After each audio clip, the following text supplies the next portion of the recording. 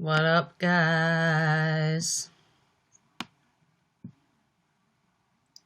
I am back. It's been 2 weeks without a chat. I'm so sorry. Okay, what the heck? I'm trying. Okay. Let's go. YouTube. People. Okay. You know what? My computer has been the absolute worst lately. Okay, here we go. Yay! Alright. Let's go down to these YouTube comments. Why aren't they loading? Oh, there we go. Okay, there we go. Okay. Yay. Let me get these over here. Yay, alright. Let's get these all aligned so I can read all of them as always.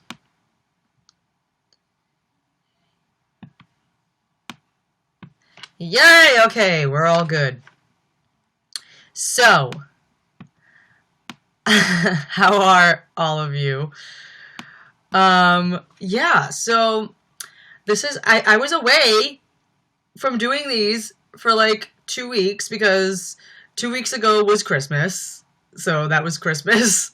And I was at a Christmas party, all day. Christmas. And then last Sunday, I was like so sick. I was sick since Christmas. Just like really a terrible cold, really bad fever. And yeah, so I'm still a little stuffy as well. So yeah, so I had to skip out on it last week, and I almost forgot because like I was just super focused on getting better. So I was just like napping all the time, and my mom was like, "Brittany, you're live chat," and I was like, "Oh no, like my health," and I felt so bad, and I was just like, I had to tweet. I was like, "I'm sorry, guys, like I'm sick. I can't do this today." But yeah, I apologize. Someone said, "Happy late New Year." Yes, happy late New Year, guys. 2017, hopefully it'll be better than a lot of us are anticipating, because we're all anticipating it to be very grim. But yeah, so what was I gonna say? What was I gonna say? Oh my gosh, I can't even remember. Oh yeah, happy late New Year! Because I'm working on my 100,000 subscriber video, which is going to be a little trip down memory lane, and that's going to be nice. Because I wanted to wait to put it up until after the new year, because 2017 marks 10 years since my YouTube channel was created. So I thought that would be really cool to post it in 2017. So that'll be nice. I'm still trying to work out exactly how I want to do it. But I know I'm gonna show like a lot of my old videos and stuff like that. So every time I say it, stuff like that, I always feel like I'm freaking Miley Cyrus circa 2006. But yeah, so that's gonna be good. I'm really excited. Oh, someone said we missed you. I'm sorry. I had to get better. Which was also really sad too, because like I couldn't sing and stuff, and it was driving me crazy. Because I really want to put up another video, but I've been sick, so. Brittany, can you sing Happy Birthday to Faith Allen? Happy birthday to you. Happy birthday to you. Happy birthday, dear Faith. Happy birthday to you. Someone said, "Oh my lord," the Miley Cyrus thing, yeah. It just happens. Like, I'll just be talking and I'll be like, and stuff like that. So, yeah. Do you guys ever see the SNL sketch that they used to do where it was Jessica Biel, is that her name? Who used to do Miley all the time. and she did the Miley Cyrus show sketch where she was like, um, they cut to some footage of her like supposed to be in like a dramatic movie, and she's like, oh my god, this is like so sad because you're like going off to war and stuff like that, and I'm like here and I'm gonna be waiting for you for years and stuff like that, and I'm like really emotional right now and stuff like that. So it was just absolutely perfect. uh, oh god, I freak out when I thought I missed the live stream, but then I checked my phone and there was no broadcast. I was relieved I didn't miss it, but sad too. I'm sorry. Yeah, I was like, I felt so bad because I hate like not like, you know, keeping up with something. Like my Even Stevens blog that I've been reviewing every episode on, I say like new posts every weekend, and then sometimes it's just like really difficult to make sure I post it on the weekend. Like I started working on it on like Friday, this next week's post. This weekend's post. And then yesterday I thought I was going to have it done, so I was like, new post today, and then I wasn't able to get it done, and then I have to put it up by tonight. So it's not like I'm, you know, contracted by the government to put it up tonight, but or anything. It's not like a legal matter. But, you know, it's just something that I want to do and keep up with. Same as this, like I hate not being on time sometimes, but I'm like always like not on time. And then this time I was ready, and then I really had to go to the bathroom. So I didn't want to like, I was like, should I just wait? And then I was like, no, I don't want to like run to the bathroom during the chat and then like leave you guys just sitting here, and then you hear a mysterious toilet flush. Faith said, I'm crying so much. I hope they're happy tears. Happy birthday again. Someone said, could you sing a 21 Pilots song for me? You know what was randomly in my head the other day? Because I think it was because I turned on like MTV Live and like car radio or something was on. And I'd actually like never seen that video. And then suddenly I was like, what song is this? Because like I actually never heard it except for that one part. Somebody stole my car radio and now I just sit in silence. So I was like, okay, what's this? Let's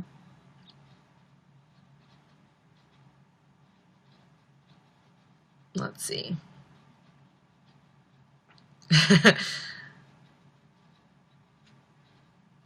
Yeah, someone said, yeah, it's hard to get a consistent schedule.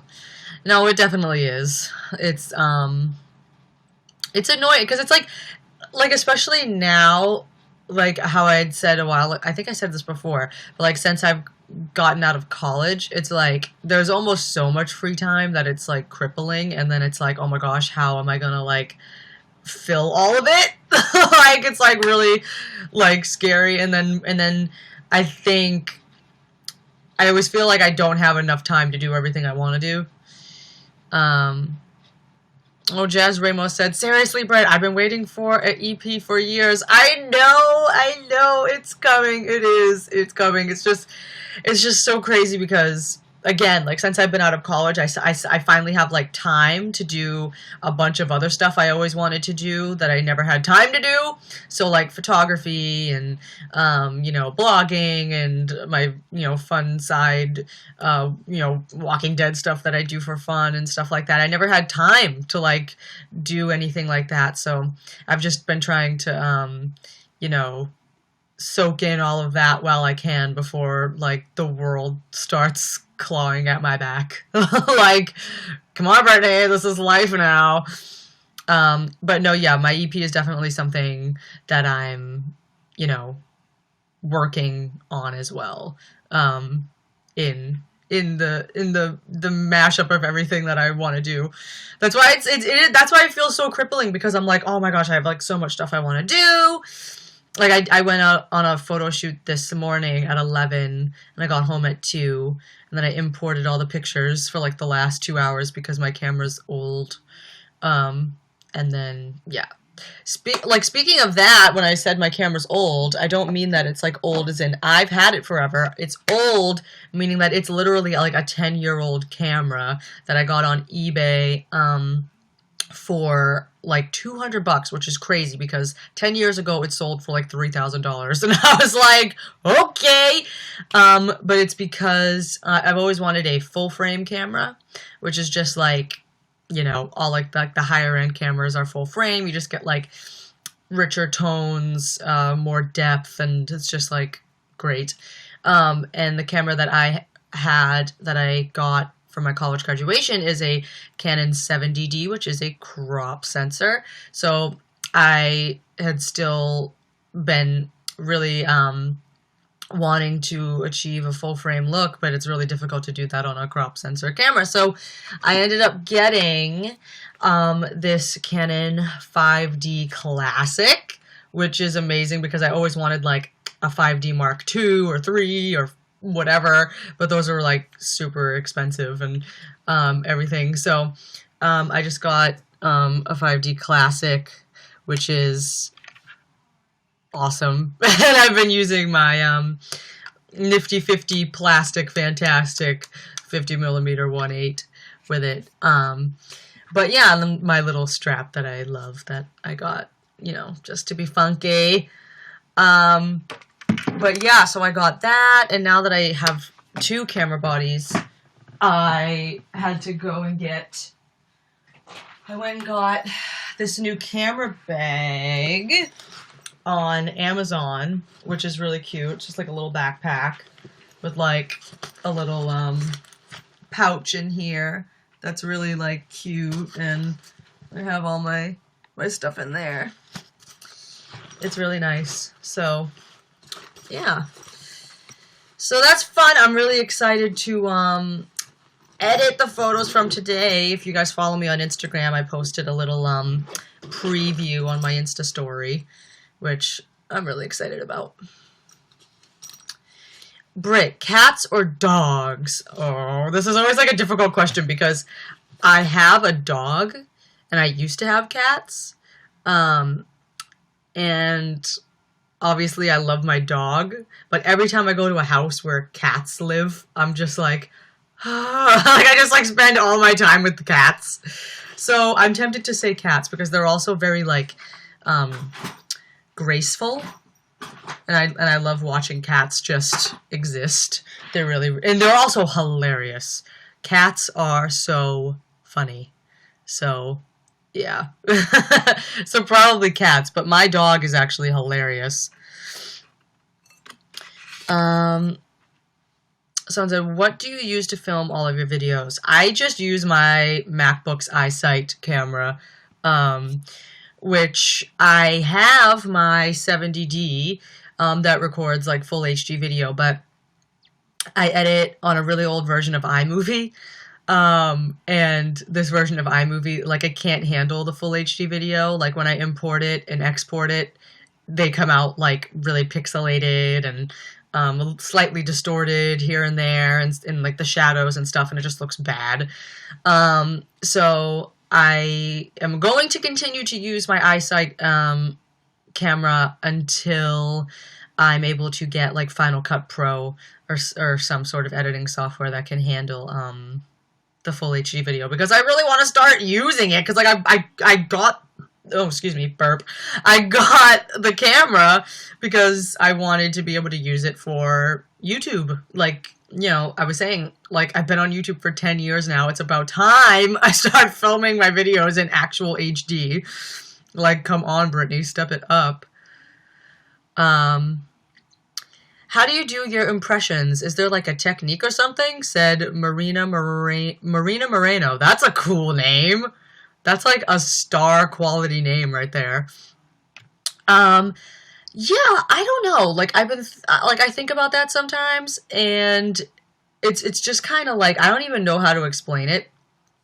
I just hear the person's voice in my head, like, super clearly. Like, I can just hear it. And I can hear, like, all their little, you know, the quirks in their voice and their like pronunciations and stuff. And I just really hear it in my head and I just pay attention to it. And then I just open my mouth and just try to replicate it. And, you know, so sometimes a technique just like comes along with that. And I don't even really realize what the technique is. Oh God, this is sliding. I hate when that happens. So yeah, so like for some, like it'll like in order for me to get out what I'm hearing in my head, I'll have to like, you know, like be really airy with it or like put it in the back of my throat or something like that for like Shakira or something. And then, you know, for other people it's more like nasal and it just kind of like happens. It's just however my body and everything feels like I would have to do to get what I hear in my head out. That's the technique. I know it's probably a really bad explanation, but hello, helpful Zoe.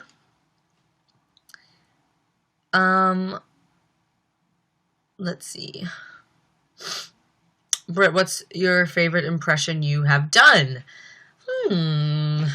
I don't know. I know a lot of people like the Melanie Martinez one, so that's fun. Actually, I'll have to do one again today because the other day when I was you know, sometimes if I'm like, you know, sitting around, you know, doing whatever I'm doing, editing a photo or, you know, learning a song or whatever, I'll always like segue off and start doing like practicing impressions or something just for fun. So the other day I was like I'll go around YouTube and just like look up karaoke tracks and then try to sing along to the karaoke track as the impression. And so Melanie's like toxic voice audition karaoke came up or something and I just tried singing it on a whim. Like her audition, and I think it came out pretty good. Like I was actually kind of shocked. So like as I was singing it, I was like, "Whoa, how did I do that?" So I'll do that later. Hopefully it will come out as good as it did that time I was in my room by myself, not recording. Someone said, "Wait, have you done Sia yet?" Yes, at the end of my impressions video, I did. It was like one of the last ones.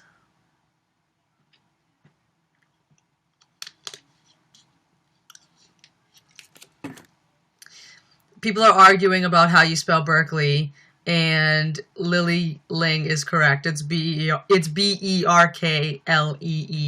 is Berklee College of Music in Boston.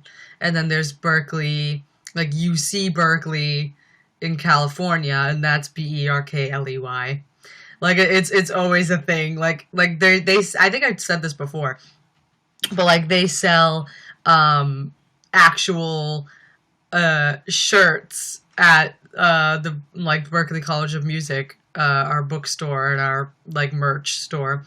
They sell shirts that say like Berklee College of Music spelled incorrectly, Berkley, and then that crossed out and then spelled correctly underneath it, Berklee, because everyone always spells it wrong.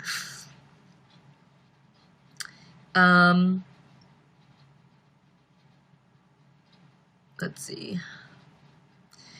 Gina Sanspree said, "I love you so much!" Exclamation point with a cute little heart eye emoji. Thank you. That thing is so cute. I love the YouTube emojis. They're adorable. They're like little like saggy gumdrops or something that just look happy. They're adorable. Let's see. Someone said, "Are you American?" Yes.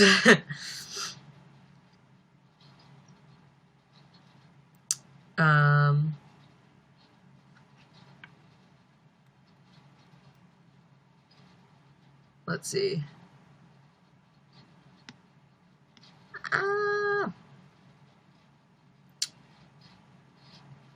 Someone said, "How did you find out you could do impressions? I love you." That's from Zachary Mink. Thank you. I don't know. I think just like I always was my hair looks really flat. Try to Ooh, I look like super seen right now. I look like me circa 2006 on MySpace. This is like actually how I looked, or at least how I tried to look, except I didn't have bangs like this. I had the side bangs. No, but yeah, so I don't know. I just kind of always did like accents and stuff like that. There I go again! And stuff like that.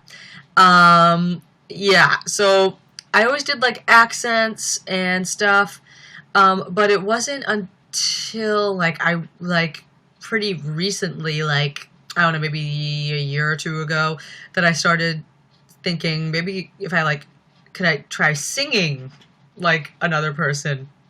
But I had done it before, like singing impressions, and it was always usually like Demi Lovato or Miley Cyrus, like back in the day. And I remember I actually did an impression of Miley Cyrus doing See You Again a long time ago. It was like one of my first YouTube videos ever, and I played guitar and sang and did it as like an impression.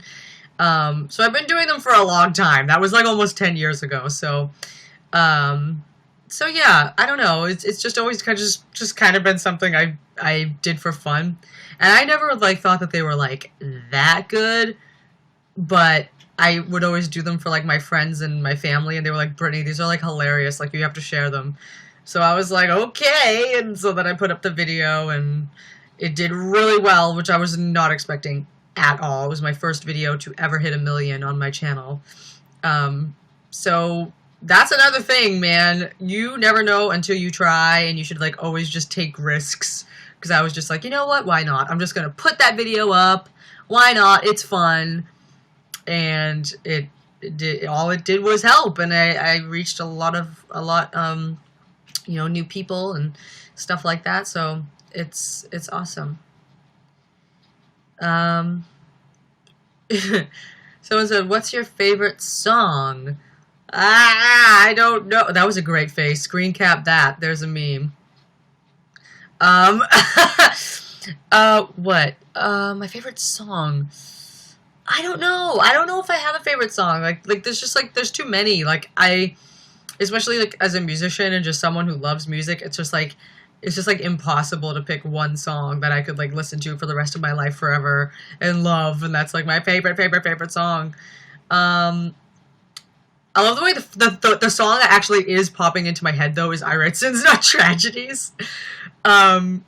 Just because it's an awesome song, but I don't know if I could actually listen to that for the rest of my life. It might get a little annoying. But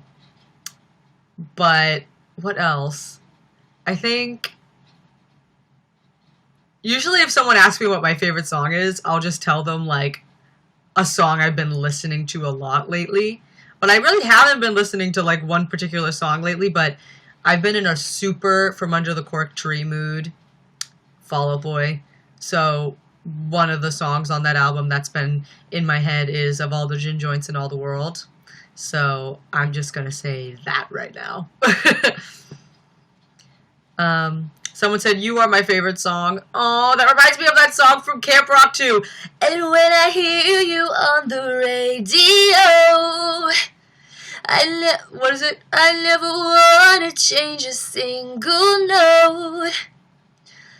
You would have tried to say all along. Right, I don't know the words. You're my favorite song. That was my Demi Lovato. Circa 2000, what, 10? Camp Rock 2. Someone said, "What's your favorite color?" And you spelled it the British way. Are you British? Hi. My favorite color is teal, I think, these days. The color of my nails and my turquoise ring. I like that color. And let's see. Someone said, "Have you looked into Yuri on Ice?" I have not done it yet, but I've still been hearing more and more people talk about it. So I probably will have to. Someone said, "Yes, Panic." Britt, what's your favorite dog breed?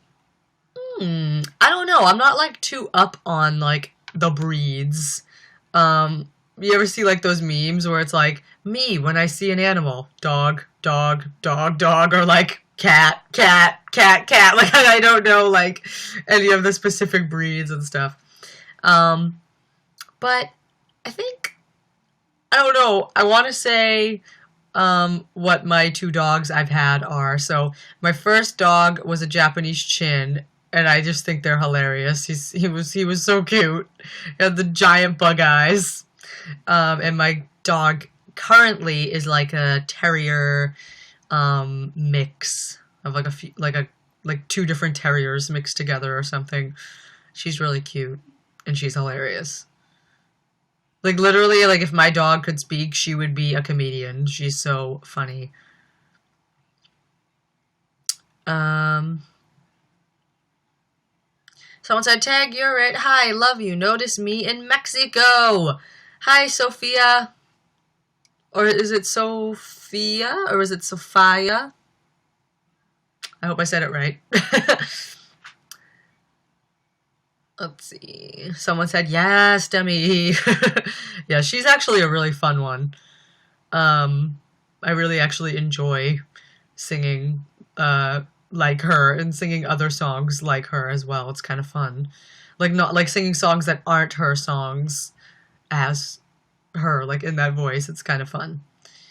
Someone said, do you want to dye your hair or have you ever done it before? I have my blonde in my hair that I keep, and that only on my left side. It's only half of the back of my head, which I think, because I had this when I was on The Voice as well, and you couldn't really see it. You could only see it kind of like that. But it was weird because I remember I saw a comment that said, they were like, Brittany Butler had a very unique look, similar to Melanie Martinez of season 3, and I was like, really? I don't really see that, but I was like, maybe they saw like the bit of the blonde on only one side of my head, and they kind of remembered that or something. I don't know, but yeah, I've had this for like 4 years or something now that I just keep re-dyeing. Like every time my hair grows. Like you can see the line of wait, oh my god, it's like backwards. Ah! Oh my gosh, I can't like live right now. Ah, I can't even like point because like the screen is all backwards. But anyway, you can see the line where you can see my roots. So yeah, whenever that gets to like a certain length, then I'm like, okay, I have to like go get my hair cut again and then re-dye it up here again. So it's kind of cool. I can like tell how long my hair is growing.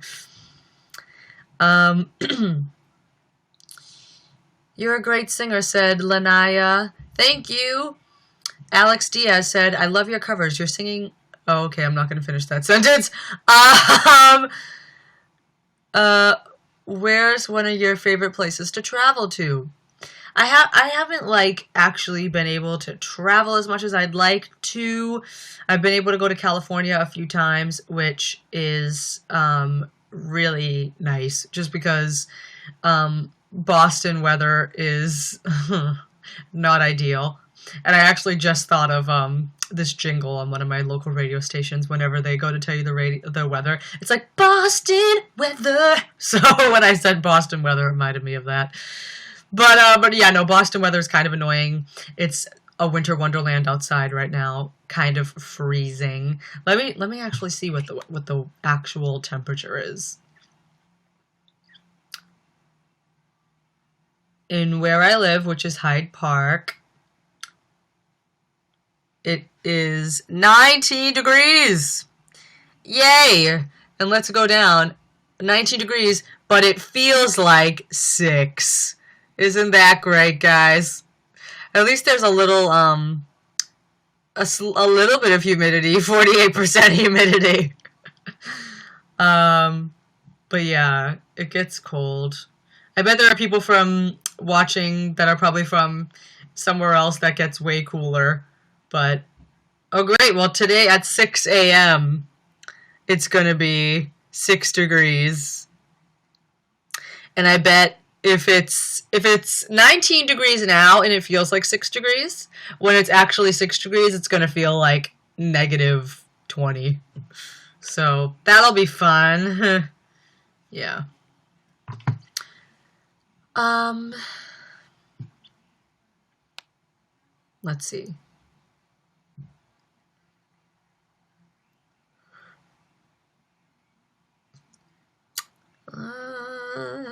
You are really beauty. I'm not speak English. Sorry. Oh, that is that's so cute. Thank you. Um, who's your favorite singer? Female singer, probably Amy Winehouse. Male singer, the first person that came into my mind was Patrick Stump. But yeah, I mean, I feel like I borrow the most from him when I sing, actually. I feel like when I sing, it's like, it's like, I actually also get Miley Cyrus a lot when I talk and sing. And I feel like it's probably just because I just heard her so much in the background of my life growing up. Because, like, I would always have Disney Channel on because I was a Jonas Brothers person. So, like, I always had Disney on. And obviously that was, like, when Hannah Montana was on. So she was just, like, always on the TV. And, like, I don't know, maybe it just, like, rubbed off on me or something. But yeah. So, but when I sing, I like to think that it's, like, a strange combination of myself, Amy Winehouse, and Patrick Stump, like, somehow just, like, coming out of my mouth. Um, so, yeah. But I kind of like that combo. Because Patrick has a very, like, deep, vibrato-y voice. R&B, soul-ish at times. And obviously Amy has a voice like that, and I think I have a voice like that. So I feel like it's a cool thing. It's also just, like, a product of everything I listen to just coming out. Someone said, yeah, your voice is pretty deep. Yeah. It's kind of weird.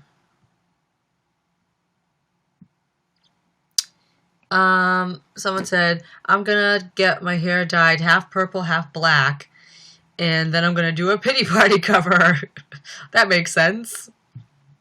I'm sure it will look cool. Let's see. A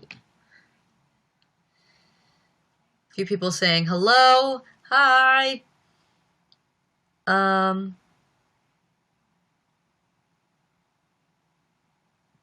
Meanwhile, Florida has decided to not participate in winter for another year. Lucky! It's weird, though, because I know there are people who don't live in places with winter, that are, like, dying to see snow. And then I'm just like, okay, I'll trade you that any day if I could just have nothing but sunshine. It's kind of weird. It's like that grass is always greener sort of thing.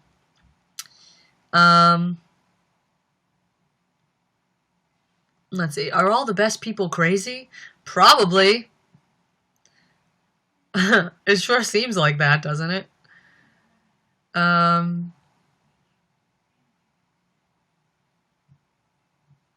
Who knew Brit singing Boston weather would make me so happy? LOL, I hear that on the radio all the time. Oh, you're from around here? Coolly. That's another thing. I'm like that 23-year-old that says stuff like "coolie." That was like never actual slang, but it was slang on Lizzie McGuire, and I still say it. That's me. I feel like when I text friends and I say "coolie," they're like, okay, but I say "coolie." That's really kind of the only thing I stole from Lizzie McGuire. I never really say "outie," where she's like, all right, I'm outie. Like, that's too much. But I say "coolie" all the time. Let's see. What is your favorite Fall Out Boy song? I know at one point it was From Now On We're Enemies, which was a bonus track on their, like, greatest hits album. And I really love that song. I can hear it in my head right now, and I just kind of want to go off. Lunatic, lunatic, dancing. Anyway, but yeah, I really like that song. But yeah, that's the first one that's coming to my mind. But probably any song on Folie Do. And then another person said favorite Panic at the Disco song, Camisado. That one I think is a definite. I think that's definitely my favorite. It's also one of my favorite covers I've done as well. If you guys didn't know, because it's not like a video, it's not like a live video. I did like a, recorded cover of Camisado, like fully produced, that I did myself. It's on my YouTube channel, but it's kind of easy to miss because the thumbnail is just like the Fever album cover. But yeah, that's my favorite Panic song. But I also really like New Perspective. I don't know what it is about it, because it's like post Panic era that I liked. So it's like past the Ryan Ross era. So it kind of makes it, that's why I think I like it, because it makes me feel like a little nostalgic and a little sad, and at the same time kind of happy, because at that point in time they were like Brendan and Spencer were like a little optimistic, like they were trying to be like positive about the future. So it's like a weird like transitional period kind of song that I don't know, but like every time I hear it and it starts, I'm just like, I feel the salty waves coming, and I just get in it, and I'm just like, oh yes. By the time that chorus comes, I'm just like, I really love this song.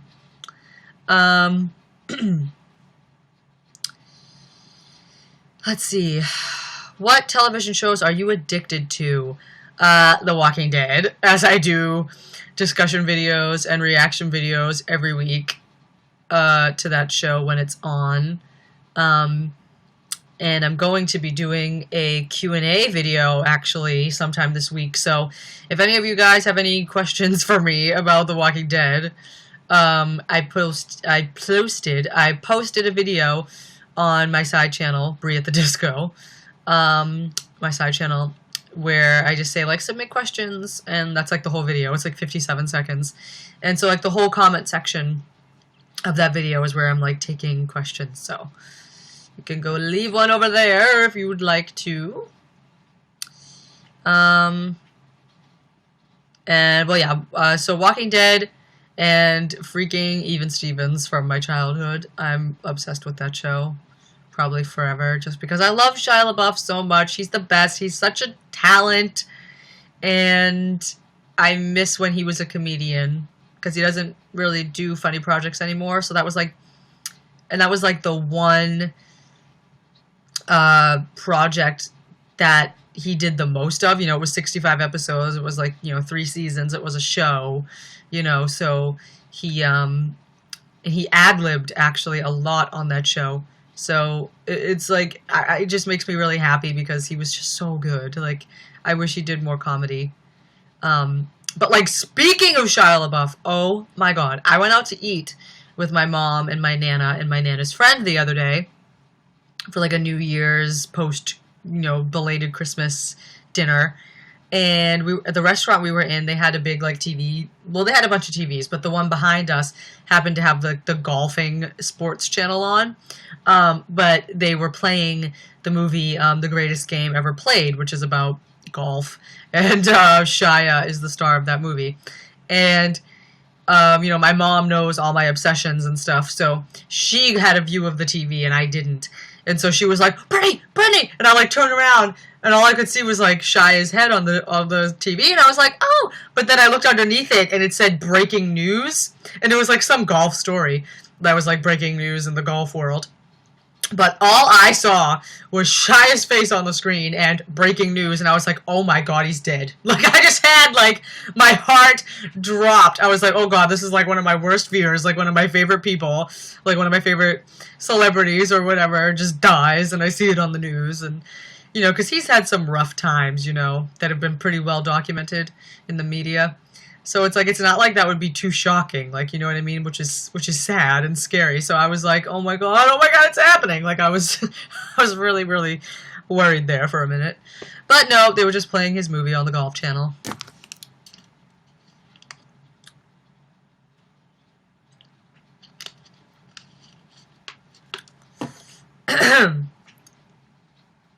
Let's see.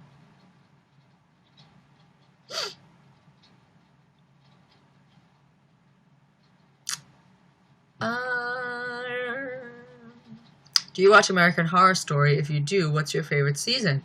I actually don't, but I watched season 6, right? That's the last one, the Roanoke. I watched that season live. And I think I only watched it because I heard everyone talking about how there was no theme for season 6. And I was like, well, that's intriguing. So I was like, I have to tune in and see what the heck the theme is. But it was a little weird. If you guys are fans of American Horror Story, how did you feel about season 6? I didn't feel like it was very scary. And that was kind of like my first exposure to the show. So I was like, is this show actually scary, or is it like, I don't know. Or maybe I'm just weird and wasn't scared of it.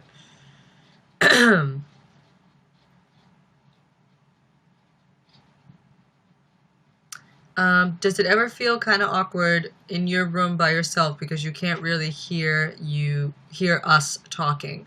I'm assuming you mean us because you wrote SU, and I'm assuming you meant US. No, I mean, I used to do like live chats a lot, like back in the day, like 2008, 2009. Those were the days, and there used to be this website called Justin.tv that everyone broadcasted on. So yeah, and then also like sometimes, when I do a cover, I'll like talk at the end, and it's like it's whatever. It just feels like I'm having like a conversation. It's not that weird that I can't actually hear you guys asking the questions, but I hate that I always start yawning. I don't know why that happens. But to be fair, I had trouble sleeping last night. And I don't know why. I always get excited because I know I had to wake up early to go do the photo shoot today. So I was like excited to get up. And I hate when that happens. And then I was trying to do my Even Stevens blog last night as well before I went to bed. And then I fell asleep. And yeah, so. Someone said, opinion on veganism. Okay, so what exactly is the difference between a vegan and a vegetarian? Is like a vegetarian, because I feel like a vegan doesn't eat anything, but I feel like that's not actually the correct definition. Like in my mind, as far as I know, like veganism is like more strict. Correct me if I'm wrong. And suddenly my nose just went cloggy. Oh, I'm still getting better, guys. But you know what? My mom made cookies, and I had them in my bag. So I'm going to have a cookie. Hopefully I don't make you guys hungry. Find one that's not burned. Not that my mother is a bad baker, but here are her chocolate chip cookies. Mmm. That is good. That's some good eating.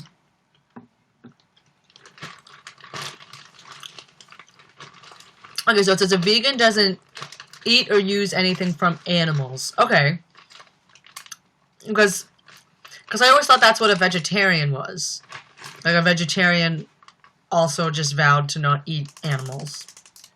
Or maybe that's just like, I don't know. Like, is that more exclusive to vegans, or like, do vegetarians just decide to not, just decide to only eat vegetables? Just like, or whatever.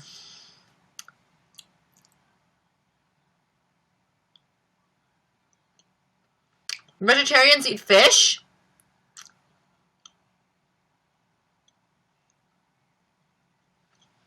Vegetarians don't eat animals, but they use other animal-based products.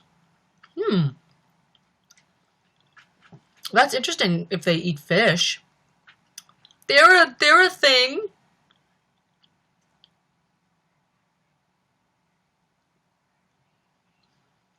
A vegan doesn't have milk or eggs or anything that comes from animals at all? How do you live? Milk is like a necessity, isn't it? There's milk in these, isn't there? Don't you need milk to make cookies? I don't know.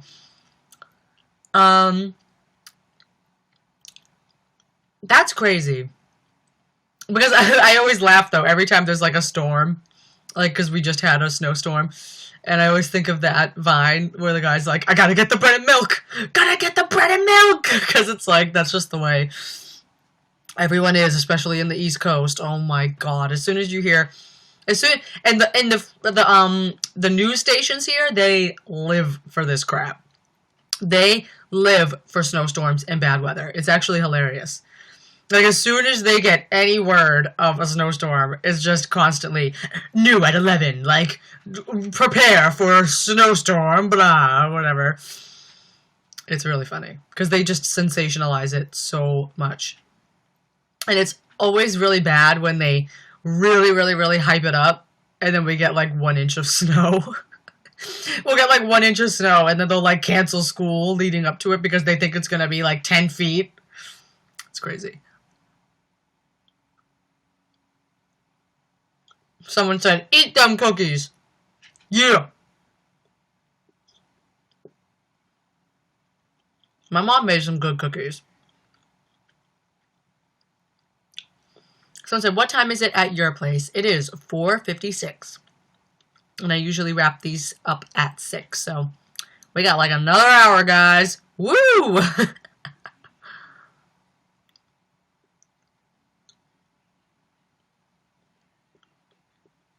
Someone with the username, who is Ryan Ross, with a picture of Brendan and Ryan. And their icon is here. Hello! I see you, Ryden. I hope I don't look ugly, just like chewing. Let's see. So I know, right? Like, one snowflake hits the ground and chaos happens. Yep. Basically. It's really hilarious, though. I think the news is so funny.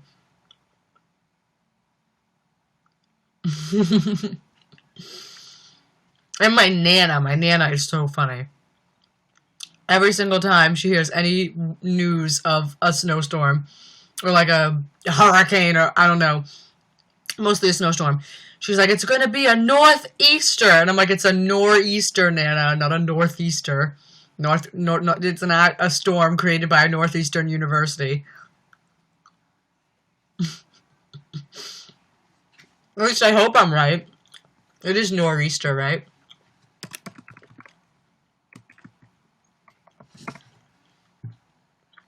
Yeah. Oh, no, but, oh, no, okay, so I'm wrong. It says a nor'easter, parentheses, also northeaster. Okay. Never mind. I feel bad now. But I always yell at my Nana.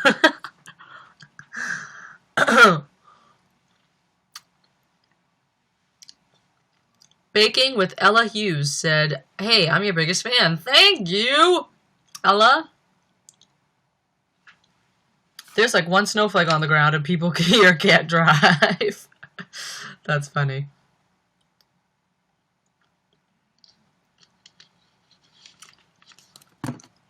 Yeah, but it's true. You can never trust the Weather Channel, as someone said.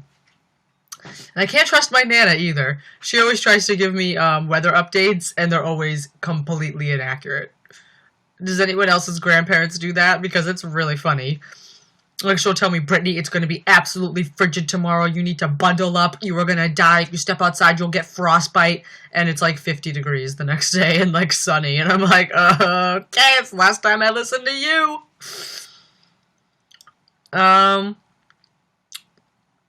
Let's see. Category 3 hurricane school system. Let's wait and see if it gets bigger. True. That is so accurate because, oh my god, you have no idea. All the schools that I've gone to, well, I've only been to Well, actually, I've been to 4 schools in my life. Wow, I went to 1 elementary school, one. Hello, Dan. Thank you. Thank you, man. Um, I went to elementary school at a different school, and then um, like real elementary school, like kindergarten was a different school. Then elementary and middle school was the same school. Then high school, and then college. So, but every school I've ever gone to is terrible at calling off school for snow days or like any sort of like natural disaster. Um, and it's just it was so funny. Like, especially Berkeley, they're so bad at like at not canceling school.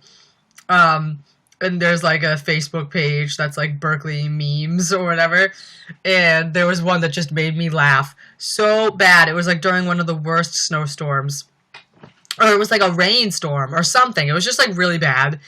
And someone they wouldn't cancel. They just wouldn't cancel school, and like you could barely get out of the door, and the school was still on. And someone posted in the Berkeley memes. It was like a picture of like pretty much like an underwater city. It was like a city underwater, and people, traveling via like gondolas and kayaks and, destroyed buildings. And it was just like, and Berkeley be like, we still got school today. That's how it is.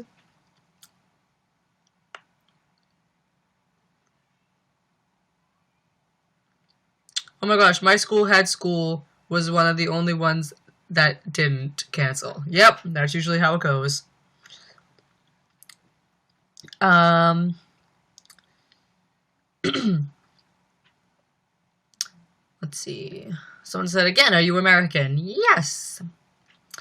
Do you have a favorite Paramore song? The first one that popped into my head was Let the Flames Begin, but I don't think that that's actually my favorite song. I think that was like my favorite song,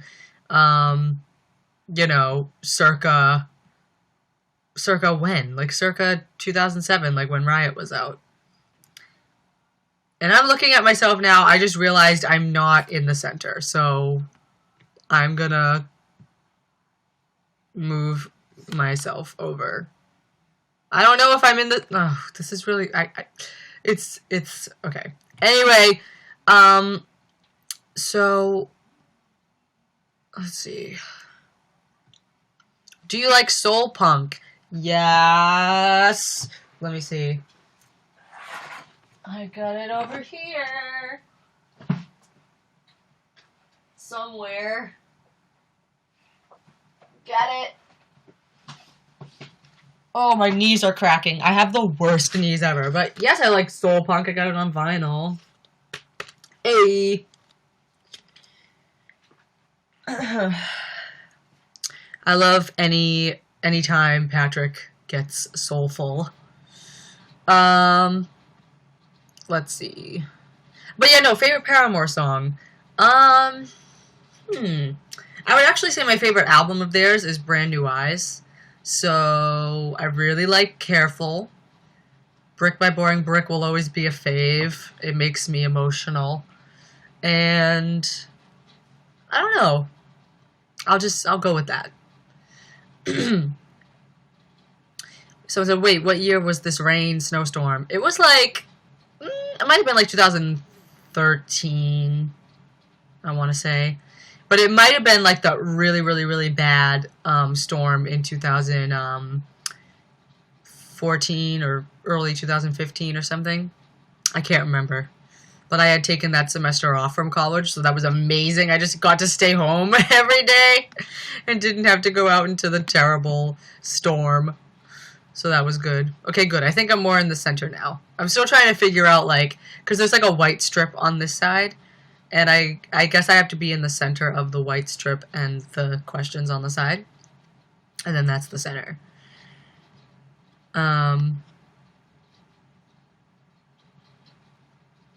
Let's see. I missed your live chats. You're so awesome. Thank you, Chloe Ellison. I know, I missed 2 weeks. I felt so bad. But it was Christmas, and then I was sick. So, I apologize.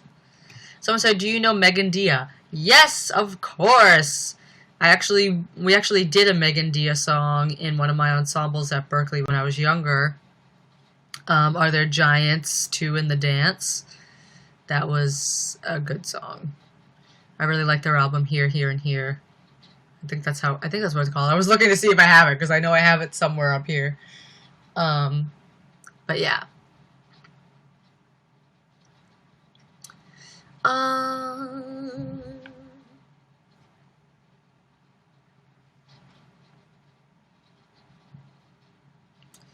are you a Patriots fan? I think I have to be contractually because of my family and where I'm from. But I mean, I'm just obviously I root I if the Patriots are in the Super Bowl, I'm rooting for them. But I'm not a very big um, football fan. Um, what advice would you give on writing songs and learning to be a good musician? How often did slash do you practice? That's from Sydney Dillon. Good question. Um, I I used to practice a lot more than I do now, and it's really just because I've been busy. Just doing a like I said, just doing a bunch of other stuff aside from music that I never really had time to do while I was in school. Um, so when I was in school, I was practicing a lot, and I was writing a lot as well. Really, just like anything, just anything. I would just like sit down, play guitar all the time, and always like I made it like a goal to learn like as many chords as I could, just for the heck of it. And I would usually do that by learning different songs that seemed challenging. Um, and the more I did that, the more competent I felt and felt like I was becoming. Um, and then, it did help, obviously, to be in school and then, be taught the theory behind everything that I was teaching myself. Because I still consider myself very self taught. Um, like I feel like Berkeley really just helped me with like the more theoretical, mathy side of things. But as far as like, learning an instrument, you know, working on my voice and stuff, I still feel very self taught. But yeah, I mean, I would say tips on writing songs. Um, I still consider songwriting to be one of my weakest points, which is why I majored in songwriting at school because I felt like it's something that I really needed to work at. Um, so obviously, I learned a lot of like tips and tricks at school. I have this book that I really need to start reading again more. It's called like Writing Better Lyrics because I feel like my worst part is lyrics. That's the worst. Yeah, I feel like it's especially writing on the piano. It's easy to come up with like some melodies you really like and stuff like that, and a chord progression or whatever. But that feels like very free. But when it comes to writing lyrics, it's difficult. Like that's like I'm not gonna lie. Like I feel like I suck at writing lyrics. Um, that's why there are really only like maybe 10 songs that I've written that I'm really, really, really proud of lyrically as well as musically. And then there are other songs I'm really proud of musically, but not lyrically. And then I need to like go back and change the lyrics but then at the same time, then suddenly the lyrics don't really feel as good anymore because I was so used to singing the old ones and it's crazy. But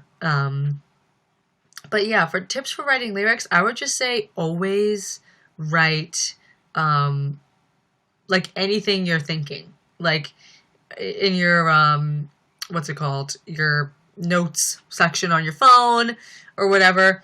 Do that. Just like if you're sitting on the bus and you have a thought, just write it out. Because a lot of my songs have come from me scrolling through my notes app and finding like a random paragraph I wrote when I was looking out the window on the bus one day or something, and I was like, "Oh my gosh, I can write a song based on this." And so, yeah. So I think that's a good tip. Um, let's see. If you could go to any show or cartoon universe, where would you go? Oh, I'm tempted to say The Walking Dead, but I don't think so. I don't think I would want to be in the zombie apocalypse. I don't think I would survive. It would be kind of fun. Just to see how good or not good I would be. But I don't really want to find out. I don't want to get bludgeoned by Negan or anything like that either. So, I might pass on that, but I don't know. I get like really, really into like teen shows. Like I live for that crap. Like Degrassi Next Class season 3 just came out on Netflix like on the 6th. My mom and I, we've watched Degrassi together since day one. So like we're still up to date with Degrassi. After like what 10 years or something. So so we binged that whole season. What? Mom, I'm talking. There's a delay. My mom's out there watching it. But anyway, yeah, so Degrassi, I've been watching that forever. And so we just binged that whole season between the 6th and yesterday. So it was a good season. And I live for that drama. So maybe I'd want to be in Degrassi, but that's weird because they're all like in high school and I'm 23 and I'd be like, hi, and I'm also not Canadian. I have to like speak with some little accent on just certain words. About. I'm sorry. How do they say sorry? Sorry? I don't know. But yeah. So I don't know, maybe Degrassi, and then obviously I'm gonna say even Stevens, just because if I could be in a universe where Shia LaBeouf was Louis Stevens, who is just one of the greatest like young male characters ever, in my opinion. He's just brilliant. I wish he was real. I really do. He's just a great character. I want to be friends with Louis Stevens, honestly.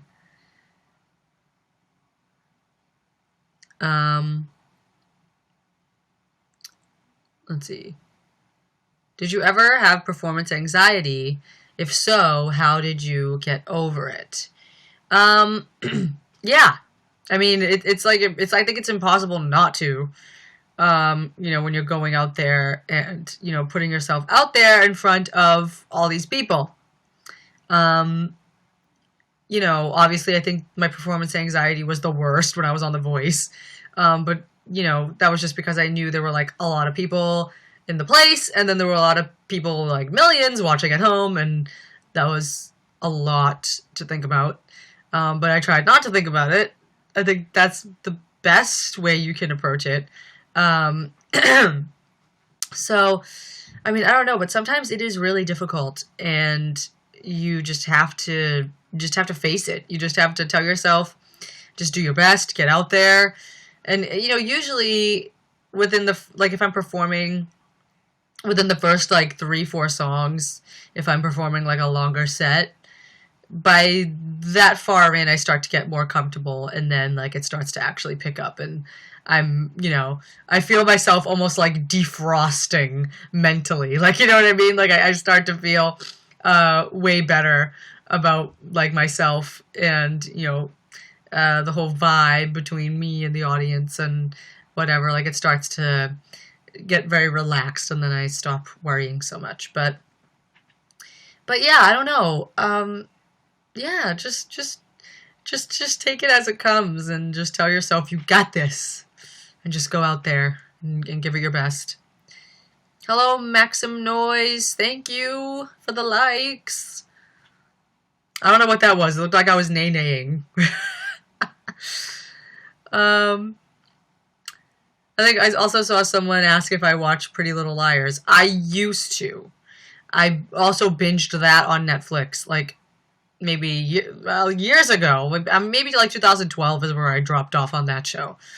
But I started watching it with my mom on Netflix, and we made it to like, I don't know, maybe season 4 or something like that, and then we just like gave up on it. It started getting too ridiculous, and like they never told us who A was, and then when they did tell us who A was, it was just that girl or whatever, and I was like, what? So I'm out of that. I'm out of the loop. Um, when did you first start singing? P.S. I'm a potato. I started singing. Well, I've always been like into music like my entire life. I have videos on my Instagram, which I'll try to pull up right here, of me literally singing and dancing. I'm probably 4 years old, 3 years old in these videos. Um, but I was just always singing. That's just always what I did. So let me try to find the video and try to show you because it's amazing. I love looking myself when I was little. I'm just like, I was so weird. Here we go.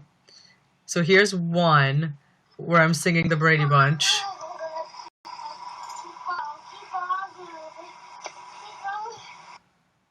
Okay, of course my phone would stop working. Go. Anyway, but that's me, and I was singing and dancing. And here's the other one. Maybe I'll turn off my Wi-Fi.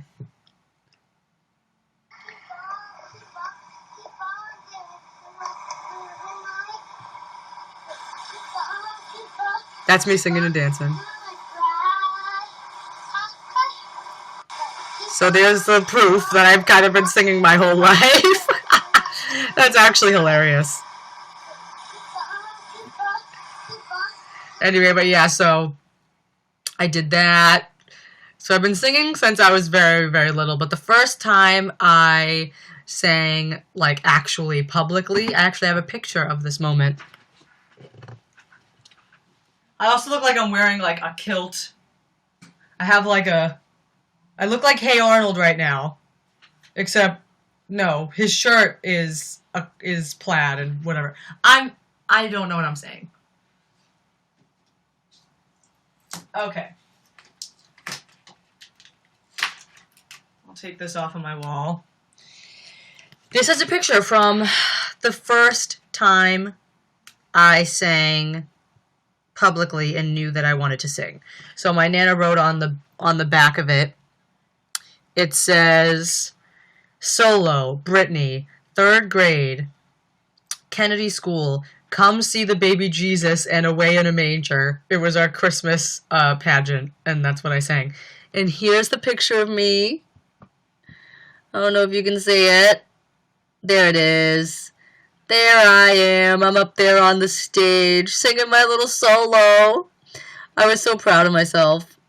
And it was like, right after this, I realized that I wanted to sing. Like, that's just what I wanted to do. We have video footage of it as well. And I'm just, it's so funny when I like walk off the stage and I am so happy. Like I'm beaming. And it's just really nice. So that's just always been something I've wanted to do.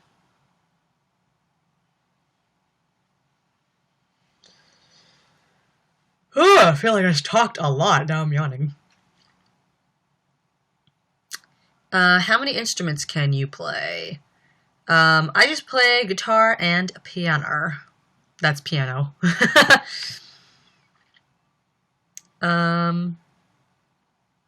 Let's see.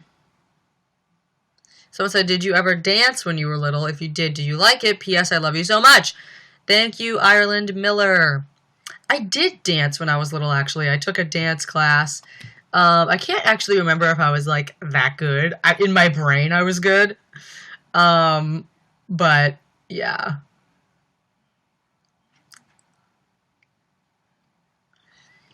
Someone said, hi, Brittany. Clicked on your streaming now pic on recommended for me page. Managed to get to YouTube now. Is this a scheduled live stream, like every Sunday? Yes, I try my best to do this every Sunday, 4 to 6. I say try my best because I missed the last 2 weeks because it was Christmas and then I was sick. Um, but yeah, barring any medical issues or holidays or conflicting things, yes, I try to do this every Sunday, 4 to 6, 4 to 6 Eastern Standard Time. Purple Girl said, "Gotta go now. Bye. Bye. Thank you for being here. Hope I answered some of your questions." Someone said, "Sing Melanie Martinez, please." I'll do what I said earlier. How I did her toxic blind audition thing when I was just chilling one day. Here we go.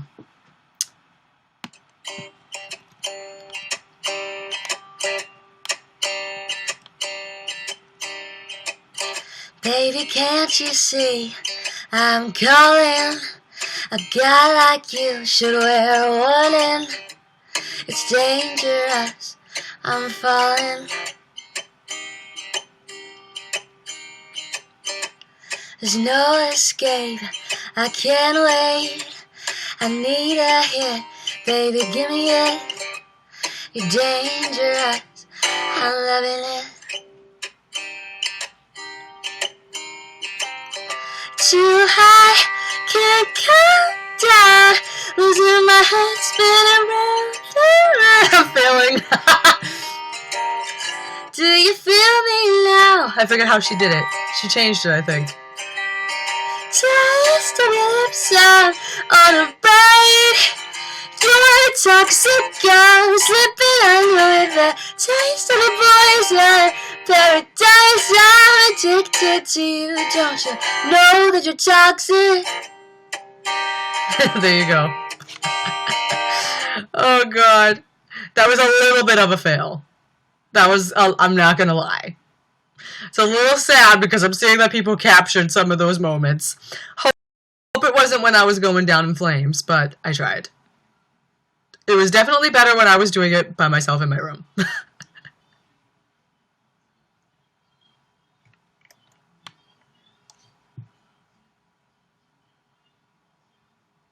Anyway, and it also probably sounded really distorted. I can hear my mom listening to it out there, and it sounds really distorted. I'm so sorry. I don't know how to fix it so that it doesn't do that.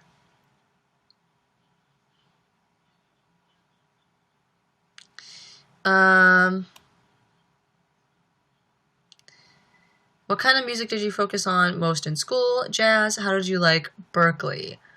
Yeah, Berkeley is like they kind of pride themselves on being a jazz school. So yeah, you do a lot of that at Berkeley, but they're very also extremely contemporary. So you do like, you can do pop and everything there. So I feel like I did a lot at Berkeley. I took like a musical theater course that was really fun. Obviously we did jazz stuff. I took like some pop R&B things. So kind of like all over. I remember I used to do rock ensembles a lot. So yeah, it was a like well-rounded experience, I would say.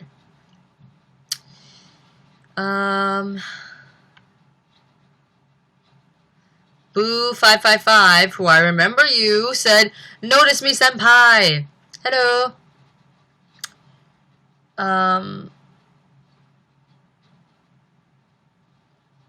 Let's see. Good night. I have to go to bed for real now. Okay, good night, Nail Art and Fandoms, who has a picture of Fever Era Nothing Rhymes with Circus, Brendan Urie as your picture. Awesome.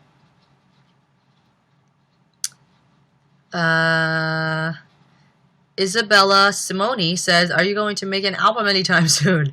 Yes, it is still in the process.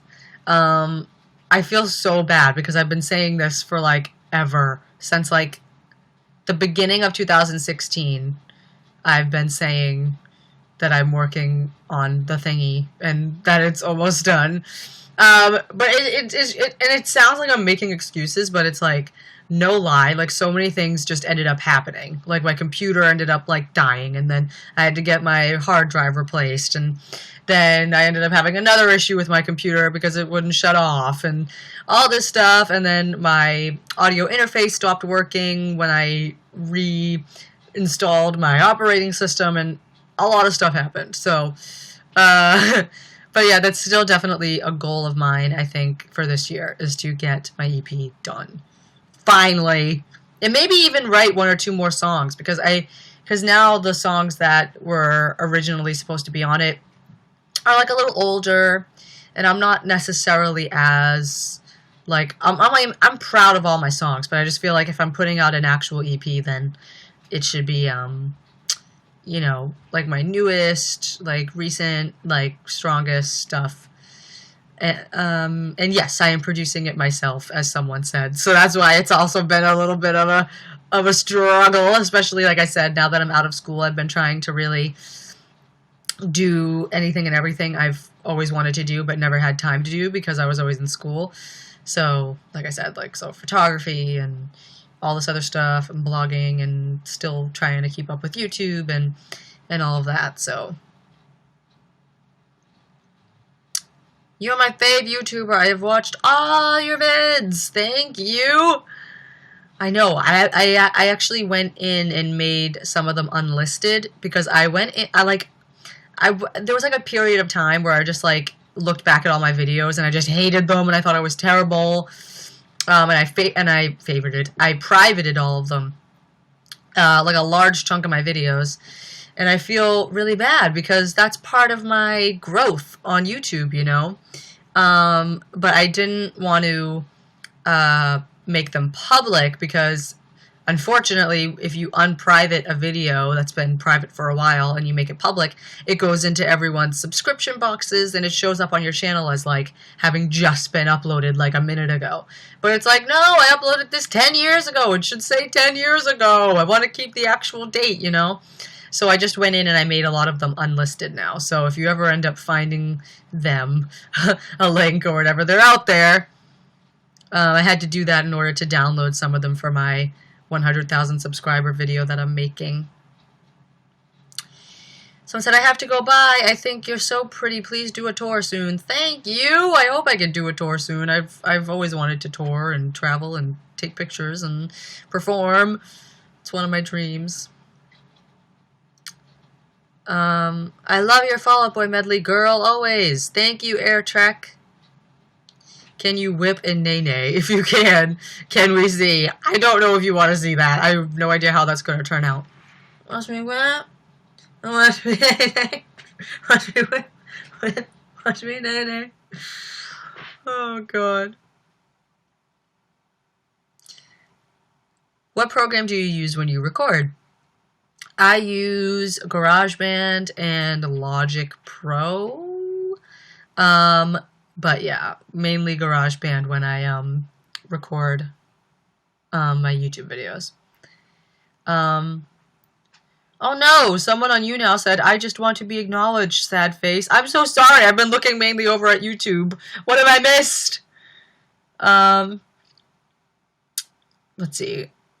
Have you heard of, I'm not even going to try to pronounce that name, I'm going to butcher it. Talented Japanese figure skater and youngest Olympic gold medalist. His performances are beautiful and on YouTube. I'll have to look him up. That sounds interesting, actually. Have you ever done any HSM covers, like one of your private videos? No, but I've been, like, obsessed with High School Musical lately. I don't know why.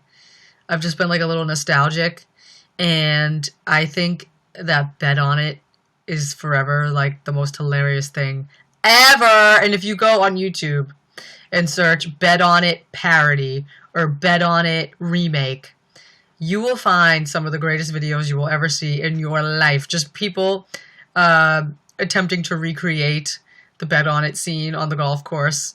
And it's amazing. Or that there are just other people just, like, making parodies of it and making fun of it and just doing it in, like, some other place, like, in the middle of a store or something. And it's really, really funny. I think the first video that comes up when you search for it is my favorite.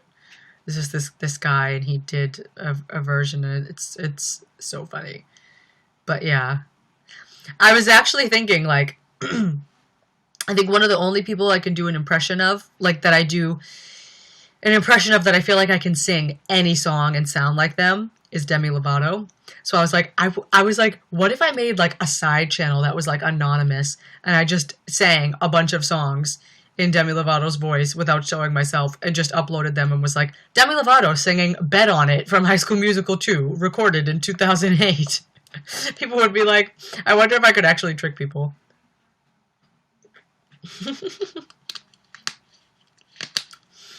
Because I actually did that the other day just to see if I could do it. So like I got like a Bet on It karaoke track and then I tried singing it like Demi.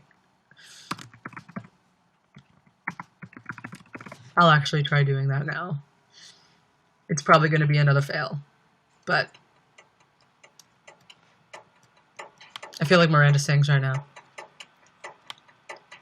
Everybody's always talking at me. Everybody's trying to get in my head. I wanna listen to my own heart talking. I need to count on myself instead. That's 2008 Demi, Camp Rock Demi.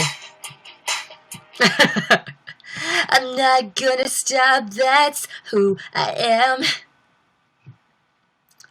am. What do you think about the newest FOB and Panic stuff? I'm still really on the fence about it. I don't love it, but I don't hate it. I'm just kind of like, okay, it's just kind of there. Like, it's not really, like, I don't know. It's not necessarily my style, which is really sad because I've committed to these people for life and now they're releasing stuff that isn't my style. But, I mean, it's just kind of,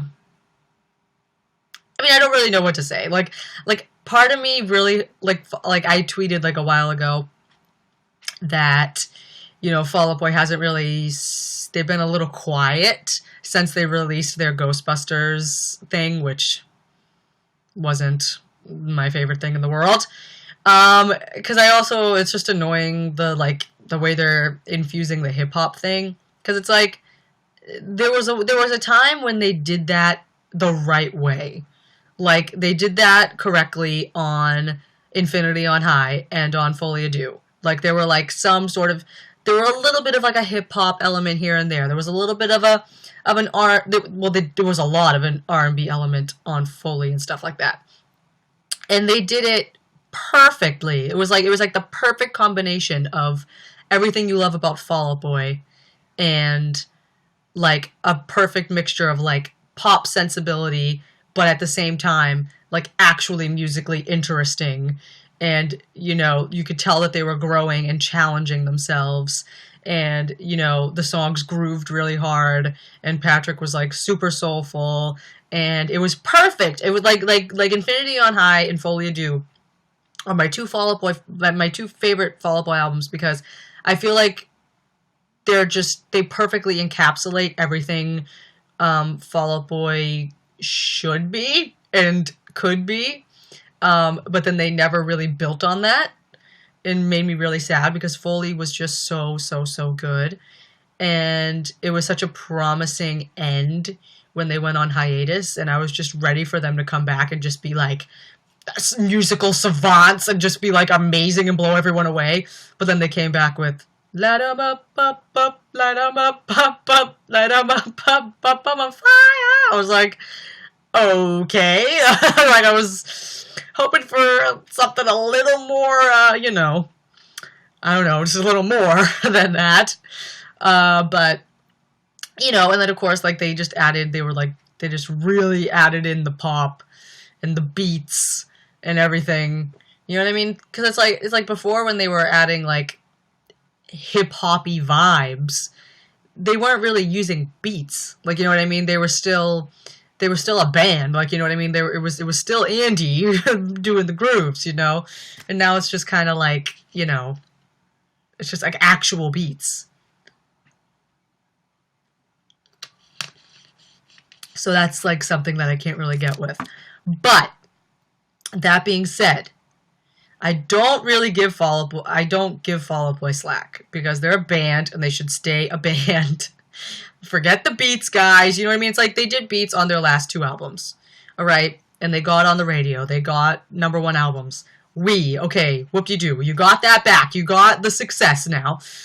Now come back, go away again. Because like I said, they've been quiet since they put out the Ghostbusters thing, which everyone hated, apparently. Like, I'm still not the biggest fan of it. Patrick sounds amazing vocally on that, but I just do not like the production, the vibes and everything, and yeah, no. So, I want them to go away again, and then come back with, like, a Foley Part 2, and, like, actually grow on what they were doing, because if you listen to their discography in, chronological order, before the hiatus, there's a genuine progression. Like, as you listen, you can hear them growing, and you can hear them experimenting and becoming better musicians, and Patrick becoming a stronger vocalist, and it's really, really interesting when you listen to it like that.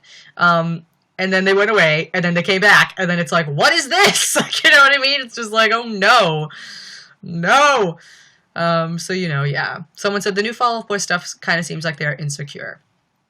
And that's actually kind of a good way to put it, because I feel like they came back after Foley, because everyone hated Foley when it first came out, because none of their fans were ready for music that was that different for Fall Out Boy, and that, experimental and groovy and stuff. So people were like, ew.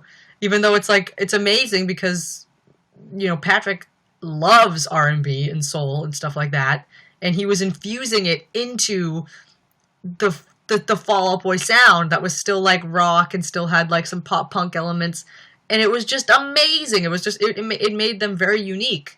You know what I mean? And now they're just kind of like, they sound like all those rock bands today that have, beats in the music and like synths and stuff and everything. I don't know, but yeah, it seems like it makes sense, since a lot of people, they have really bad memories from touring on Foley and stuff because people weren't the biggest fans of it. But now Foley is a huge fan favorite album now that their fans are old enough to appreciate it. So I understand why they would come back and be a little insecure and feel like they kind of had to like dumb down the music basically and get back on the radio and get back in pop culture. But that's what I'm saying, though. I feel like they've done that now. They've re-cemented themselves in pop culture. They've had #1 albums again. So I feel like they need to just go away, come back, and do something for real. Because I do not feel like these last albums have been for real. They don't feel very genuine, in my opinion. They don't have a lot of replay value either. Like, I feel like once you've heard Save Rock and Roll and ABAP, 5 times, you've heard it enough. Like, I don't feel any need to go back and listen to it again. Someone said, same here. Like, okay, Panic at the Disco, we're still the same band. No, you're not. I feel sad when bands artists start making generic music. Yep. And get a new batch of fans. Exactly, yeah. Yep, but that's the thing that I was going to say, though, because someone also said, what about Panic? I give Panic a little bit more slack in the whole beats territory, because first of all, it's just freaking Brendan now. So, like, you gotta give him slack for being on his own, which is also why I give him slack for bringing in writers, like outside writers. Because, if you look at, like, the writers and stuff like that for, Death of a Bachelor on Wikipedia, there's, like, a lot of other people on a lot of the songs, not just him. And I get it, though, because this was, like, his first project doing Panic alone, really. So I was like, okay, that's okay. But then, like, Fall Out Boy was bringing in outside writers for, like, ABAP and stuff. And it's like, you guys are a band. You're a self-contained band. Like, please, stay that way. But I give Panic slack because it's just Brendan, and Panic was always, like, they were always a very experimental band. Fall Out Boy was too, to a certain extent, but not as much. Like they still kept it kind of organic, real instruments and all that. But Panic always kind of experimented with, synths and beats and, stuff like that. So I give them a little slack on it, but it's different. There's a difference. It's the way that they're utilizing the beats and the synths and stuff. Like the way that they integrated that stuff on Fever is completely different than the way they're using it on Death of a Bachelor. Like Death of a Bachelor, it's literally to create pop songs, to create beats, to create something generic that could like be on the radio. But the way they were integrating that kind of stuff on Fever was like artistic.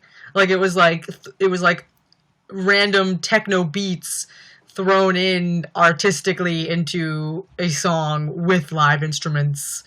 And it was like, you know what I mean? It was like a really cool thing that was like, it wasn't just like, here's beats, to make a beat, It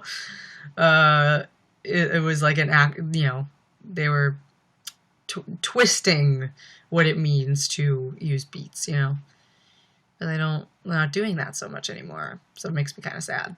But I still give them a little slack. Weird fact, my neighbor played the drums on the song Porcelain by Patrick. Interesting. I don't know if I know that song. Do I not know that song?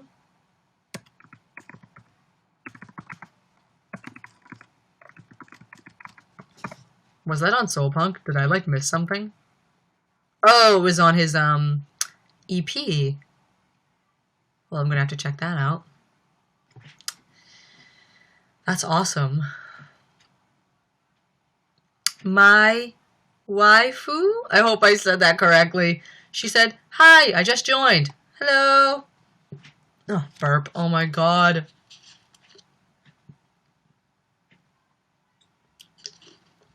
Do any of you guys have any idea why I always get hiccups by the end of these things? I always get hiccups. I'm gonna have another cookie. Maybe that'll help.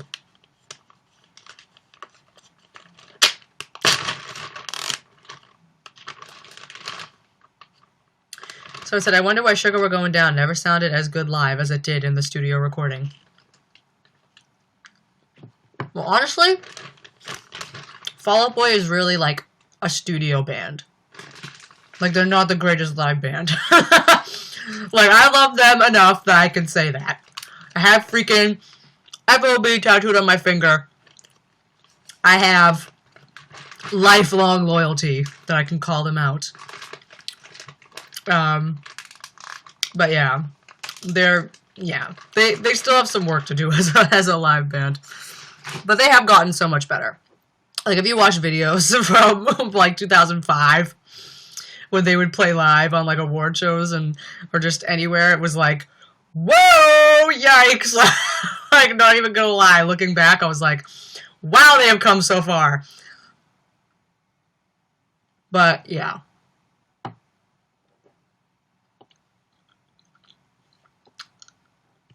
People want me to dab. And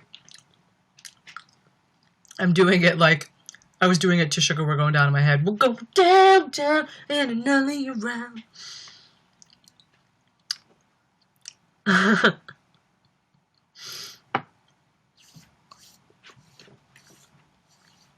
actually saw like a viral video on Facebook this morning.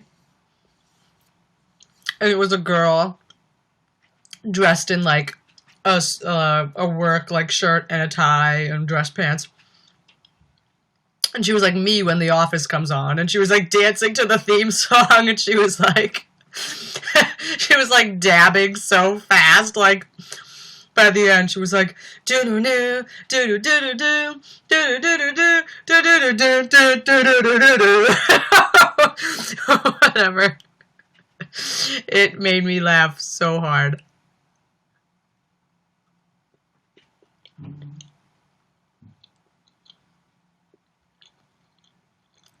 So, what's your favorite key in music? I actually tend to write a lot of my songs in E major. or E minor. But yeah, usually just E. I don't know why. That's usually where I start playing around on the guitar always. I don't know why. I just do. And then, yeah, like a lot of my songs are in E.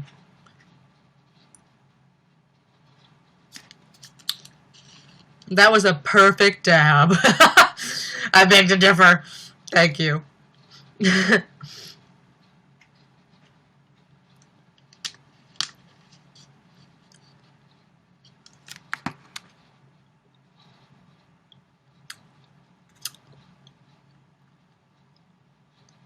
Let's see.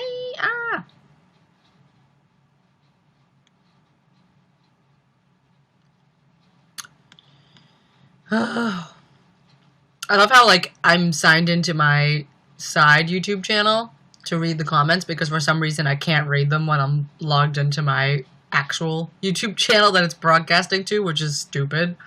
So it's so weird. It says, like, Brie at the disco, say something, ... So I can, like, say something to myself right now if I wanted to. You know what? Why not? I will. Hi, Brittany. It's Brittany. Her.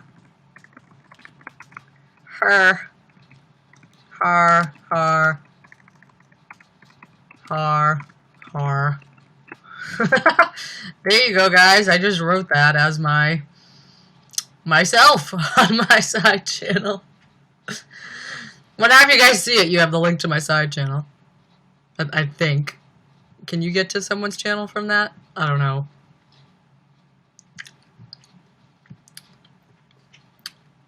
Oh my gosh, I feel like these cookies are giving me cavities. Have you met anyone from FOB? Yes, actually. That rhymed. Have you met anyone from FOB? Yeah, actually. Oh! Yep. I'll get the picture.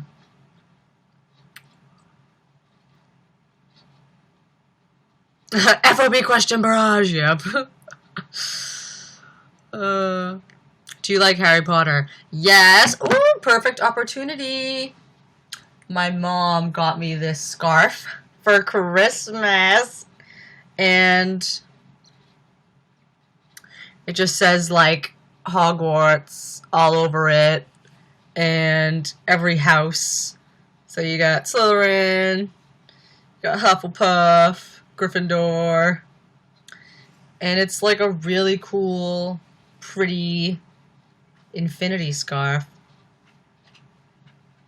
Here I go modeling the Harry Potter scarf. Yes. So yeah. I love Harry Potter. And I have all the books and DVDs up here on my bookshelf. Okay, my phone. Let's get it. Here we go. Turn. Don't know if you can see this. But, oh my god. Come on. But that's me. And, okay, I don't know why the lighting is so bad. But that's me in Fall Out Boy. Basically, you can't see it, but yeah. I wonder if it would show up better on my iPad. I also have a first generation iPad. I have like first generation everything. My new camera is a 5D classic from 10 years ago. My iPad is a freaking iPad first gen with Carl Grimes as my background. Why? I don't know. I just like that picture. And he's my son. So yes, Carl Grimes is my son.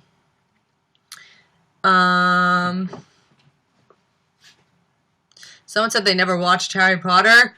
Ah! Every time someone from my generation, like my age, says they've never seen Harry Potter, I'm like, how have you survived life? Like, how have you gone through 24 years of life, 23 years of life, and never seen Harry Potter? Someone said, do you like the band Fun? I'd like to know. I never really got um got, too into them. I think I told this story before. I had a bad memory of Fun because they opened for Panic in 2011, and that was like the worst show I ever went to because everyone around me was so negative, and I had to like stand through um Fun's like 45-minute set. This was like before they were on the radio or anything, so I didn't know like any songs, and I had to stand there for 45 minutes around like the meanest people, and it was just bad. But um let me go to my website.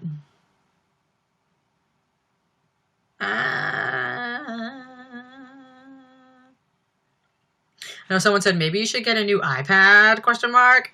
I would, but they're like so expensive, and someone like one of my family members um had this first generation iPad, and I really wanted one for school, just to use the um, the like the notepad apps. I really wanted those for school, so they just gave me this old one that they never use, and it worked perfectly for me my senior year of college. So um, okay, well this is bigger, but I don't think it's really working. You could just see the reflection of my live chat. But yeah, there it is. That's oh, there we go. There we go. Kind of. Never mind. But yeah, that's me and Fall Out Boy. It was pretty cool. um but yeah. Someone said, I gotta go now. Bye, Brittany. Bye.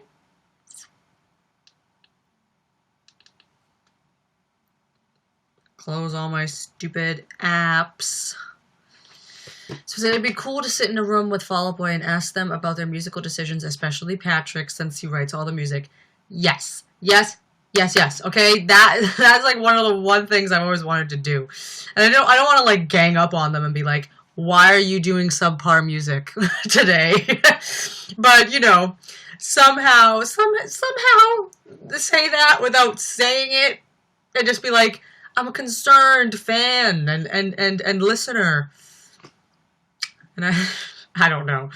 I don't know how I would ever say that. But I am. I wish I could just like slap them and just say, you know, cuz it just bothers me because they have such a platform and they're not using it. And Patrick is so unbelievably talented and he's not using it. Like it just really really is bothering me that they're just like stunting themselves by putting out songs that are, catchy and will get them on the radio or whatever, get them in people's consciousness, but not music that's actually long lasting. And that's really bothering me. And I thought that it was like, especially when David Bowie died and Prince died, which are two people that I know for a fact Patrick is a huge fan of. I thought that that would like spark something in him to be like, all right, like what the heck? Like all these legends are dying. Music is very vapid, however you say that word, already. So why are we contributing to that? Why don't we like actually sit down and like make an album that's like going to stand the test of time, and and do, because they're capable of it. I have no doubt in my mind that they're capable of it. We've all heard Foley, and that was 9 years ago. They could have only gotten better since then, and they're not living up to their full potential, and it really makes me sad. So I would like them to do that. Like, because they've been silent a little bit lately, I've been like, okay, hopefully maybe that is what's happening. Like, Patrick gotta stand up. You gotta be like, you know what? I don't care. I'm just gonna go write my soulful music and we're just gonna do it like that again. Because everyone loves his soul voice. Come on. Hit a bit of band depression. Yeah, I get like real over the bands I like a lot. It bothers me. I know Infinity on High turns 10. I know, crazy. I feel so old because I literally remember going out and getting it the day it came out. I have very, very, very clear memory.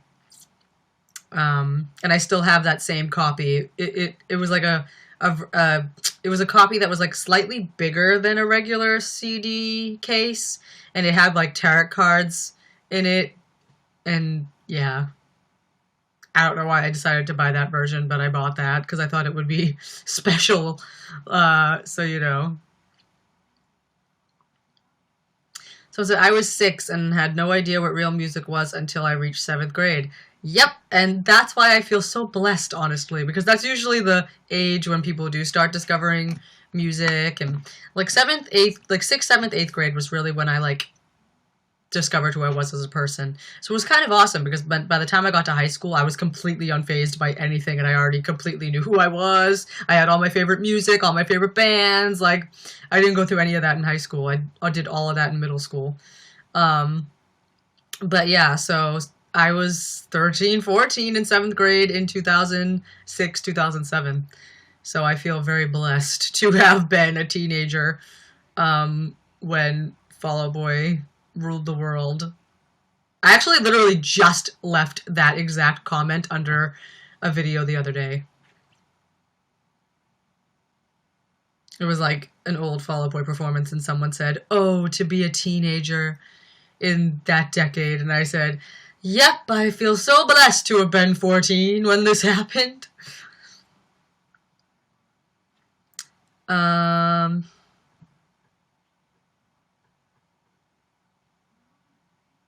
Slap them and be like, "Slap out of it, boys. You have guitars that are aching to be played," basically. Julissa said, "Oh my god, you're so pretty." Thank you. I feel like I look a little moldy today. I've been out in the snow. I'm gonna look at me like making my hair look sceney. Scene, super scene.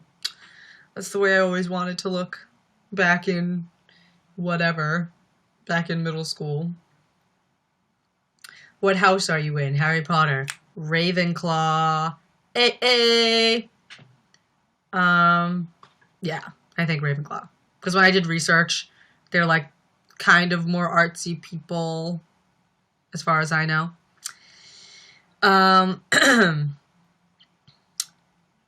Who was the first band or artist you remember really liking? Mine was No Doubt.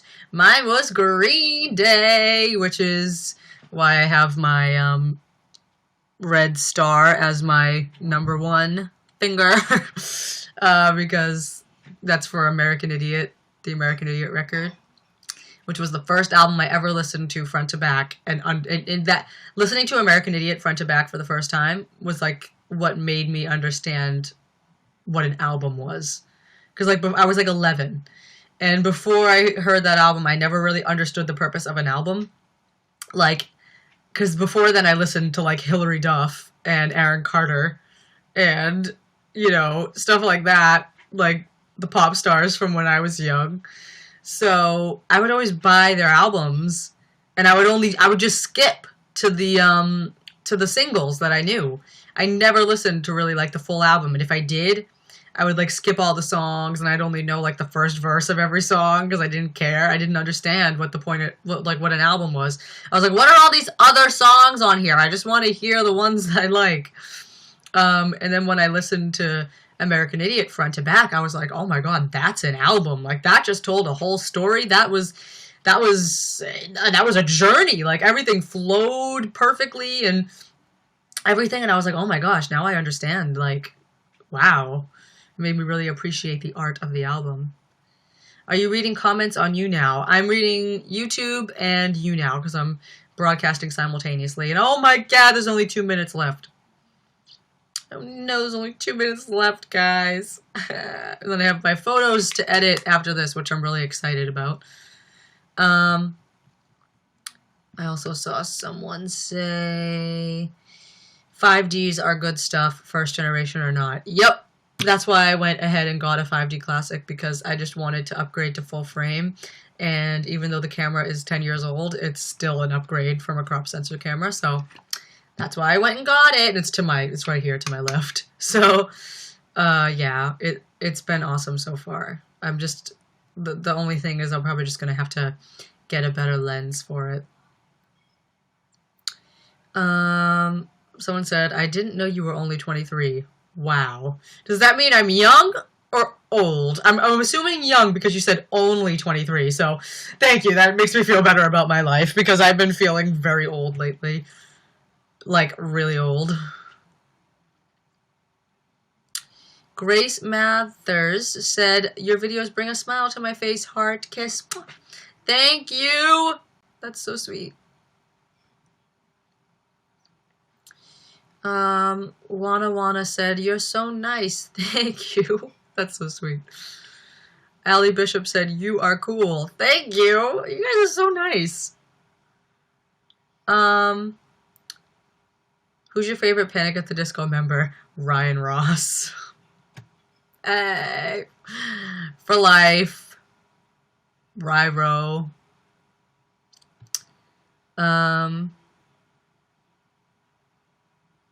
If you met Carl Grimes, what would you say to him? Carl Grimes or Chandler Riggs? Because I'd be like really, it'd be weird to meet Chandler Riggs. I'd just be like, hi, you're like 16 or 17 or whatever, and I'm obsessed with your character. That's not weird. I'm not a 23-year-old adult. That's not strange. Sometimes it is weird. Because I don't notice. Like I told you, like I still watch Degrassi. Like I'm still like totally into teen drama. Like into all that. Like I still feel so, and I always get so nostalgic as well for like when I was a teenager, the music I listened to, because I still love all that stuff. So that's why I like Carl so much. Like I relate to the teens still. But it's weird because I'm 23, so it's like, hi, I'm 23. I'm a college graduate. Yeah. Someone said, okay, they said you're young. Okay, thank you. I feel like by the time I hit 25, though, I'm going to be like halfway there to 30. I really, really love your voice. Thank you. Can you please give me a shout out? Please. Hello, shout out Sophia Gonzalez. Evolution of Panic at the Disco, 2006. Band. Woo, we're going to be together forever. 2017. One man. It's really sad, actually. Like, it made me really, really, really sad. Like, I think I said this before. Like, I turned onto a channel, and it was, like, some live performance of them recently. Or should I say him recently. And he was just singing Sins, and it was, like, low energy, and he didn't really, like, care too much, and everyone else on the stage were just backup band members, and Dallin or whatever, who's not even an official member anymore. And it just made me really sad, because I was like, wow, like, a lot has changed. So I said, dude, the new Degrassi is so good! Yep. We just finished binging it, and it's really good. No, but yeah, guys, it's 6:02. So that means I gotta go bye-bye.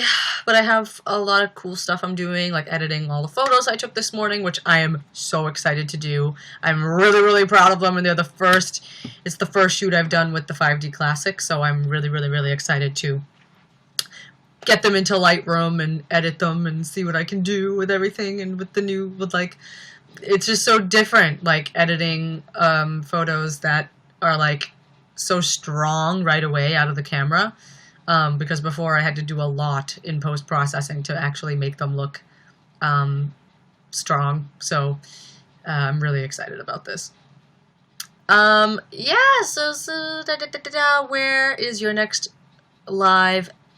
where is going to be your next live video? I do them right here on YouNow and YouTube, simultaneously broadcasting every Sunday, 4 to 6. So we'll see you next week if you can make it.